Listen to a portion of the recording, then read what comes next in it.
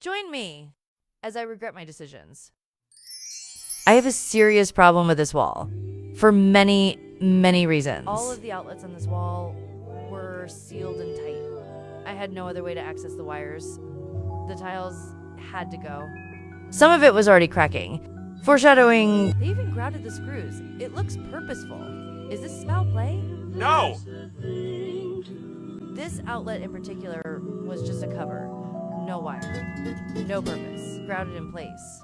I knew it was going to wind up being a bigger project than what I wanted it to be, but I wasn't expecting it to be this bad. Everything was going well, right? There's like no damage that they were hiding with these tiles. It's just that seam right there that I'll have to fill with drywall putty. No, I didn't move all my things. Sue me. I come over here. Stick with me. I'll show you what caused that and how I went about fixing it. But first, I'd like to take this time to say I'm no professional. I'm following advice from people in the masonry industry on YouTube and Googling for second opinions. Excellent! So far, the advice I've found has not failed me. The tools I used for this include a hammer, a variety of iron chisels, a wide drywall putty knife, and patience. A lot of patience. This project was also fueled by this 100-year-old home's biggest sponsor, disappointment. You thought I was gonna say silk almond milk? Yeah, that'd be nice. Anyway, the walls in this house are plaster and lath. What does that mean? It means this house is really fudging old. I'm just kidding. It consists of narrow strips of wood, which are nailed horizontally across the wall studs, or ceiling joists, and then coated in plaster. If you need to interrupt the lath, you can. You shouldn't, unless you know what you're doing.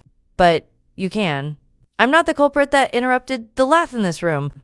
Others, maybe. But we aren't talking about that right now.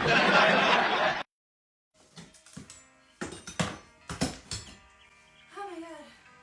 Sitting up here isn't gonna work much longer.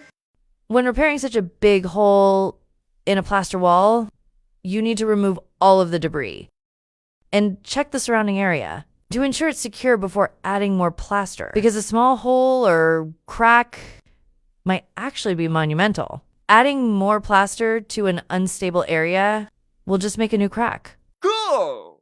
Would you believe me if I told you I had a date later? Oh, yeah, pick me up at 10. I have to clean up my construction kitchen, eggs in the morning. How about plaster crumbs? And coffee? Just kidding. We live together. He had to come home to this. Ugh. Don't get me wrong. I told him I was doing this. I was sending him pictures and stuff. This would be a terrible surprise. Almost as terrible as my aim with a hammer. Or as terribly surprising it would be if Silk sponsors me after this single video. I'm freeing this outlet in your name, Silk. Seriously though, kind of insane. This is the only way to get my outlet cover off. What were they drinking? After a good 6.5 hours, I finally figured out what caused all this damage. One very poorly installed outlet. Since the lath was disrupted, the plaster had no structural integrity. Over time, it cracked and lost its connection with the lath. Yes! But now I see what the problem is. When they installed this outlet, they didn't put it near a stud, and they unevenly cut this outlet hole. So part of the lath is stuck behind the outlet casing. Because of the two mismeasured boards and the two split boards. I don't have as much support as I'd like. Restoring this house and ensuring it has durable repairs is my main goal.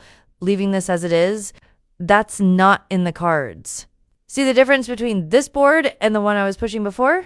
That's what I need the whole wall to be. I have no footage of me cutting my mesh. Might be for the best. Injuries were acquired. I just got the proper last screws and will be finishing this project soon. Join me next time.